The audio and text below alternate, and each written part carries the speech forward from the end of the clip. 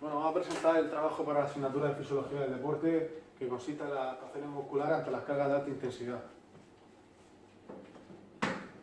Para el entrenamiento, como siempre hemos visto, se puede realizar un ejercicio de alta intensidad y poco volumen, o baja intensidad y alto volumen.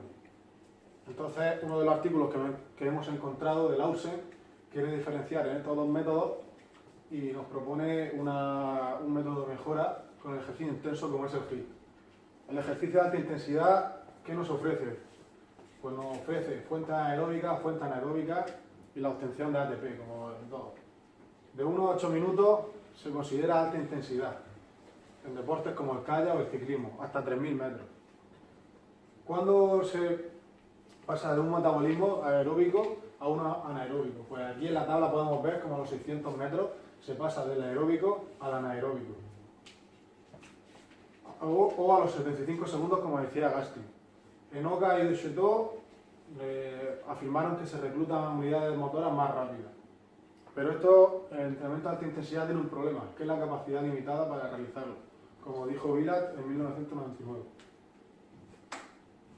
Aquí hablamos del método del HIIT, que nos da unas mejoras significativas, aumenta la potencia de salida en corredores del 80% al 150% de consumo máximo de oxígeno, la fatiga la conseguimos retrasar desde el minuto y de 60 segundos a los 72 segundos, no parece aumentar la oxidación de hidratos de carbono, según Steptoe, el aumento del músculo esquelético, según Weston, aumento de masa muscular, aumenta la capacidad de ventilación, la alta capacidad de oxidar grasa en relación con los hidratos de carbono es interesante y aumenta el umbral de lactato. Os voy a presentar un entrenamiento interválico de alta intensidad, un estudio realizado por Iker Álvarez, donde hablaremos del consumo máximo de oxígeno, que según estos autores provoca mejoras en debido al entrenamiento de largas duraciones de carga máxima de 2 a 3 minutos, entrenamientos interválicos a sprint y entrenamientos largos de 5 a 6 minutos. Estos últimos realizados estudios en los ciclistas. Hablaremos del gasto cardíaco. Estos autores demostraron que con intervalos largos de 3 minutos se obtenían mayores oscilaciones de frecuencia cardíaca frente a intervalos cortos de 30 segundos. Hablaremos de la tolerancia al calor. El deportista produce calor y produce elevadas temperaturas, más o menos de 40 grados centígrados. Produce un incremento de volumen plasmático, lo que adquiere una climatización, lo que se llama climatización del deportista. Hablaremos de la periférica, que es la habilidad del músculo para producir y utilizar ATP. El estudio viene a dar que tanto en deportistas altamente entrenados como en poblaciones saludables se da esta habilidad. Fosfocreatina y homioglobina. La resíntesis de ATP por metabolismo aeróbico y o anaeróbico. Hablaremos de esto también. El lactato. Concentración de lactato en el músculo y en sangre es igual a concentración de iones de hidrógeno. La potencia aeróbica máxima. Este es el menor grado de mejora obtenida en el estudio. Yo voy a analizar un texto científico de García Pinillo en el que estudia la respuesta fisiológica neuromuscular y biomecánica al entrenamiento intermitente de alta intensidad en atletas de fondo. El artículo trata de analizar una serie de facetas biomecánicas, fisiológicas y neuromusculares. Yo me centraré en la faceta fisiológica. En primer lugar, la introducción trata de por qué introducir este tipo de entrenamiento en los ciclos de entrenamiento de atletas de fondo. Se está viendo en los últimos años que la carga de kilómetros en los entrenamientos de los atletas de fondo están suponiendo un alto índice de lesiones. Entonces, la búsqueda de encontrar una forma de entrenar las capacidades fisiológicas que necesita este tipo de atleta, hacerlo de otro modo. Entonces entra en juego los entrenamientos intermitentes de alta intensidad. El desarrollo de la tesis doctoral, que es una tesis doctoral, analiza una serie de textos científicos, que son 9. Una revisión sistemática, 3 de respuesta, 3 comparativos, en los que comparan entrenamientos de tipo HIIT, la denominación de este tipo de entrenamiento, actuales con otros más anticuados. y 2, que llevan a cabo un programa de intervención para un posterior análisis de los resultados. En cuanto a las conclusiones, hay las valoraciones de amonio, lactato y frecuencia cardíaca en sujetos que han llevado a cabo este tipo de entrenamiento a una intensidad alta, en una escala de intensidad subjetiva alta, no se observan diferencias. Luego, la fatiga en entrenamientos HIIT tradicionales y entrenamientos HIIT actuales tampoco se observan diferencias significativas.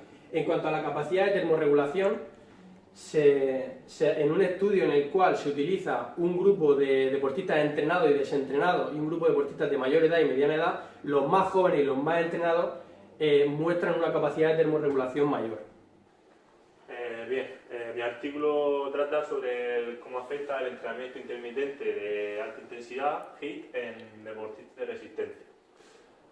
Para este artículo, como métodos de búsqueda, se han utilizado para los estudios de intervención la sigla PEDRO, que es base de datos de las pruebas de fisioterapia. Y para los estudios transversales se ha utilizado el índice de calidad de Downs-Black modificado. Los resultados se dividen en dos. En la tabla 1 tenemos estudios transversales y en la tabla 2 tenemos estudios de intervención. En los estudios transversales hemos cogido los más relevantes, como son el estudio de la Torre Roman et al. De 2014, que consiste en un entrenamiento de 12 carreras de 400 metros, y ese entrenamiento se divide en 4 series de 3 carreras. Entonces, el entrenamiento consiste en que se alterna con periodos de descanso. Se hace un periodo de descanso de 1 minuto entre carreras, y entre cada serie vamos a hacer un periodo de descanso de 3 minutos. Y en los resultados se ha visto como el CMJ, que es el CMJ y el HS se mantienen igual ante la aparición del alto nivel de agotamiento. El HS son resistencia al agarre y el CMJ es el salto en contramovimiento. El siguiente estudio, que es de Tanner et al. 2014, trata también del entrenamiento de HIIT y CR. CR es el entrenamiento continuo. Entonces, trata de un entrenamiento de HIIT que consiste en 6 carreras de 3 minutos. Y el entrenamiento de CR, que trata de carrera de 30 minutos, pero en el umbral del lactato, LD. Entonces vemos cómo los resultados aumenta el cortisol ante cuando aparece el nivel de agotamiento tras la prueba de HIIT, y vemos como el nivel de testosterona en ambas pruebas, tras acabarlas, pues aumenta. Y en cuanto a la tabla 2 estudios de intervención, hemos elegido el estudio de Guillerman et al. 2015, que consiste también en entrenamientos de HIIT y CR. Tenemos 5 minutos de trabajo, pero se trabaja en series de 1 minuto a diferente intensidad. Esto quiere decir, si el minuto tiene 60 segundos, pues vamos a trabajar los primeros 30 segundos a un cierto nivel de intensidad, los siguientes 20 segundos pues vamos a meterle un ritmo más alto, y en los últimos 10 segundos pues le metemos un ritmo explosivo. Y entonces vemos como los resultados nos dan mejora del consumo máximo de oxígeno, y tenemos también la bajada de la presión arterial.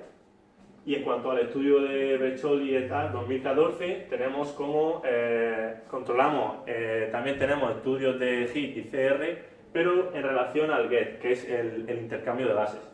Entonces vemos cómo en los estudios de HIIT a más tiempo el GET disminuye, pero sin embargo en los entrenamientos de CR, que es ejecución continua, el intercambio de gases aumenta. Y a modo de conclusión, pues estos autores dicen que el entrenamiento de HIIT se recomienda en periodos cortos, alternando con descanso, y y aumenta a corto plazo el nivel de cortisol y testosterona y el consumo de oxígeno básico. Y el CR lo que hace es aumentar el R, que es la economía en marcha. Bueno, yo voy a hablar sobre el efecto de las adaptaciones a las grasas a corto plazo sobre el entrenamiento de alta intensidad. Lo que hemos hecho en este estudio, hemos utilizado a 7 ciclistas de resistencia, ¿vale? Y entonces se ha utilizado desde el primer día al cuarto día, ¿vale? Se ha utilizado una sesión en laboratorio en un calentamiento, ¿vale? Donde eran los primeros 20 minutos, se veía como se hace un consumo máximo de oxígeno de un 65%. Luego, posteriormente, se hacían 8 series de 5 minutos, ¿vale? Donde se producía un consumo del 86% de volumen de oxígeno máximo.